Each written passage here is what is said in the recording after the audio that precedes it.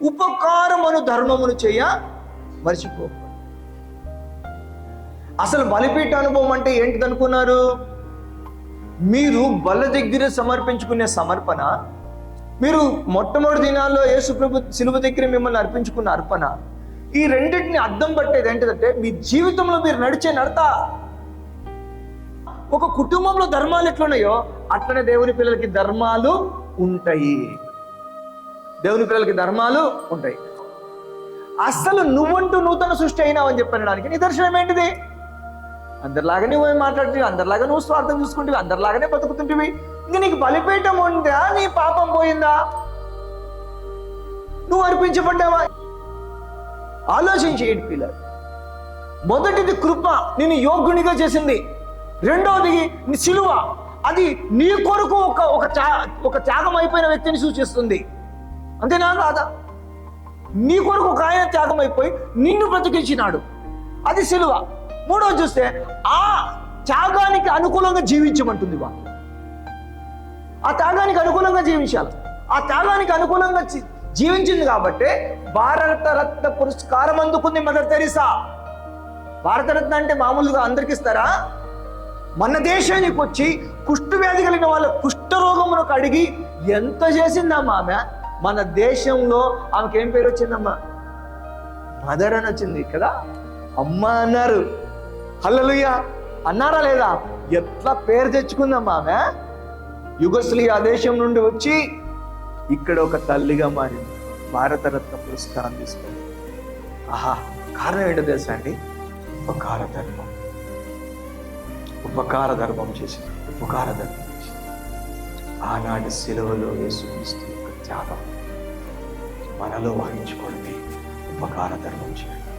మంచి మాట్లాడు, అందరితో మంచిగా మాట్లాడు, ఉపకారం చేయడం నేర్చుకో, మనిషికి విలువ చేయడం నేర్చుకో, మనిషితో సరిగ్గా మెసులుకో, నీ వల్ల అయినటువంటి మేలు చేయి, నీ వల్ల అయినవి చెయ్యి.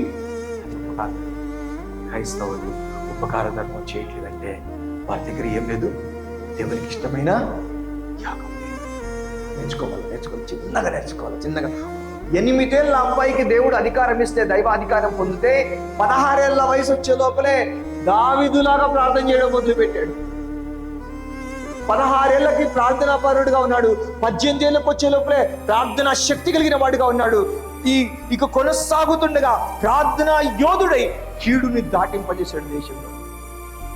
ఇంత ఎందుకు జరిగిందంటే అతను చిన్నగా సిలువ తన జీవితంలో పని చేసుకుంటూ వచ్చింది. మన జీవితం పనిచేస్తే, ఉపకార ధర్మం చేస్తే దేవునికి ఇష్టమైన యాగం చేసిన దేవునికి ఇష్టమైన యాగం చేసిన వాళ్ళు ఎంతమంది ఉన్నారు బైబిల్లో మీకు తెలుసా? దేవునికి ఇష్టమైన యాగం అబ్రహాము చేశాడు, అన్యజనులకు ఆశీర్వాదం తీసుకొచ్చాడు. దేవునికి ఇష్టమైన యాగం దావీదు చేశాడు, దేశం మీద నుంచి కీడు మరలించాడు. దేవునికి ఇష్టమైన యాగం ఎక్కడెక్కడ జరిగిందో అక్కడ దైవ కార్యాలు జరుగుతూ వచ్చినాయి, కీడులు సమసిపోతూ వచ్చినాయి. నువ్వు నీ బిడ్డ జీవితంలోకి మేలు తీసుకురావాలంటే ఉపకార ధర్మం అనేటువంటి యాగం చేయాలా. ఆనాడు వాళ్ళకి హోమం ఉంది, కానీ ఈనాడు నీకేముంది? ఉపకారం అనేటువంటి యాగం. Praise the Lord. దేవుని స్తోత్రం కలుగును గాక. నీ జీవితంలో ఎన్ని యాగాలు చేసావు, ఎన్ని ఉపకారాలు చేసావు? విశ్వాసాలను ఇంటికి పిలిచావా? సేవకులను ఇంటికి పిలిచావా? పరిశుద్ధులకు పరిచయం చేసావా?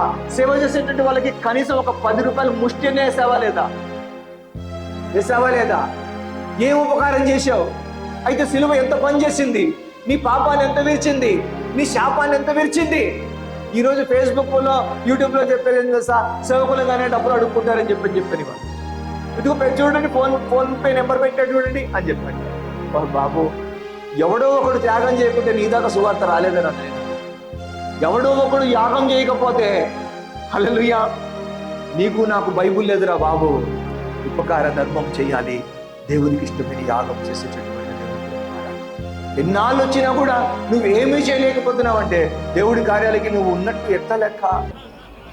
మొదటి చెప్పండి కృప, అదేం చేస్తుంది?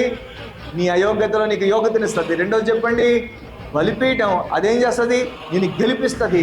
మూడోది చెప్తే మూడోది సమర్పణ, యాగం, అది కీడులను దాటింపచేస్తుంది, దేవుని కార్యాల కొట్టే